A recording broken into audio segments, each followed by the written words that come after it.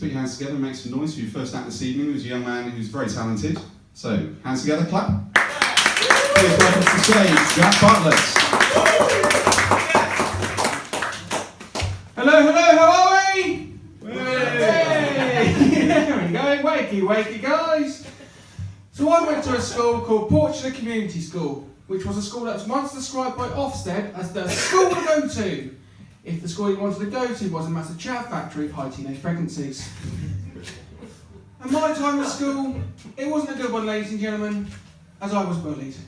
By pirates, thank you. No, I was bullied because I was tall, fat, and I wore glasses. And they made it a living hell for me. They were always there calling me names like Fatty and Jolly Big Boobs. The teachers could be very cruel. And because I was being bullied, I'd often have to go see the head teacher, which I hated. He gave terrible blowjobs. And if he wasn't in, I had to go see the deputy. And let me tell you, the cowboy hat didn't make it any better. But my main punishment was having to go litter picking, which often involved me rooting around bushes, picking up any sort of crap that I could find. And this one time, I actually found a carrier bag full of dildos. And that's when I thought, oh, that's why mums go to Iceland. But still, I can't complain, at least not getting the punishments that my parents got when they were in school. As when they were in school, they were whipped as a punishment. Whereas now, they're whipped for pleasure. It's a bit weird that, isn't it? That my parents' punishments in school is now turned into their fetish. I hope that doesn't happen to me. I hope that my future wife doesn't go, do you want to spice things up in the bedroom? And I go, yeah, sure. You go hide in that bush, and I'll go grab the litter picker. But despite me lashing out, there are still quite a few teachers that I did get on well with. One teacher I got on so well with that actually led to me being called a teacher's pet. Which to me is a term that I never really fully understood. Because I was always like, well, what pet? A dog? Well, that would explain all the stroking. I just think we got on really well because I really enjoyed his history lessons. As in his history lessons, we got to learn about the witches in the 1600s. And we got to learn about this one woman, called Ellen Davies, who lived in Wales, who was executed by the English for trying to summon the devil. But what the English didn't realise was that she was actually just trying to speak Welsh. He also taught us about the Roman Empire and how they amended the calendar for two of their emperors, introduced the month of August for Emperor Augustus, and introduced the month of July for Julius Caesar. I just think it's such a shame they didn't introduce one of one of the lesser known emperors, Marcus Aurelius, because I could really do with a month of oral.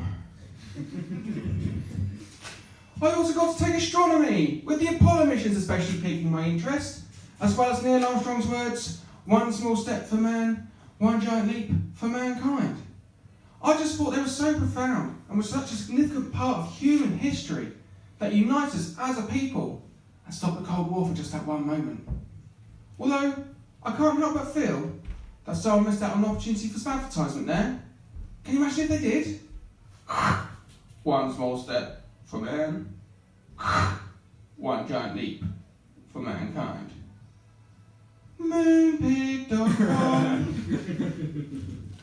And on the subject of the Apollo missions, did you know that Neil Armstrong only decided to go to the moon after having a massive fight with his wife? He just said he needs some space. What else did I do? Oh yes, science. I also got to take science, which is where we got to learn about sex. And in those lessons, they helped us to dispel some of the myths regarding sex. Like, for example, there's this one myth going around that apparently you can't get a girl pregnant the first time you have sex with her. And this much I can confirm is true.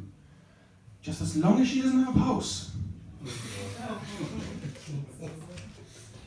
My geography teacher, she was a very possessive woman. I accidentally called her mum once, and now I've been adopted for 14 years. And in her lessons, we got to learn about other cultures and the way that they learn. Like, for example, the people of Japan go to school to become good with technology. People of France go to school to learn to become great chefs. whereas people in America go to school to learn how to turn them into shooting ranges. I also got to take English, which I hated, because all we do is read a book, write an essay. Read a book, write an essay. Read a bloody book, write a bloody essay. Honestly, I've done it so much now that I can't even pick up a Playboy without writing how good their tits are. Well, that and poetry.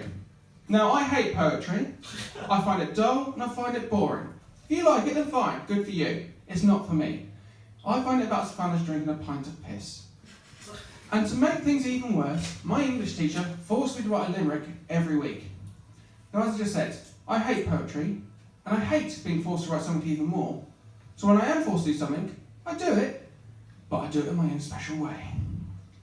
The teacher forced me to write a poem, so I thought that I would show him. In order to appease, I'll do a striptease and wax the backside of my scrotum. Or, my life has turned into a state.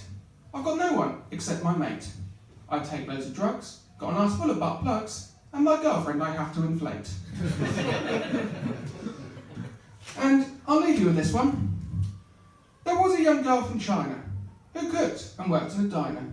She was really short, she drank loads of port, and now she takes cash for her vagina. I've been Jack Bartlett, you've been amazing.